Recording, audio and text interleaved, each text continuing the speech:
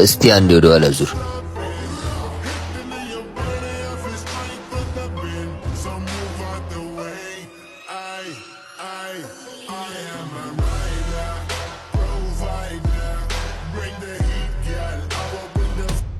ኑ እንጂ ወዴት ነው የምትሄዱት? ተዋችሁ አይመድ።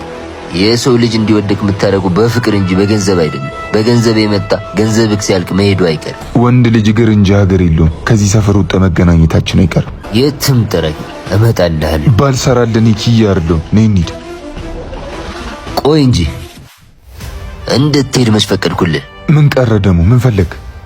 ነግሬክ ነበረ እኮ እዚህ የመጣው ባንተ ፍቃድ ቢሆንም ከዚህ የምትሄደው ግን በእኔ ትእዛዝ ነው። ምንድነው የምፈልገው? ያዘዝኳችሁ ትእዛዝ አለ እኮ ረሳችሁት እንዴ? የምን ትእዛዝ?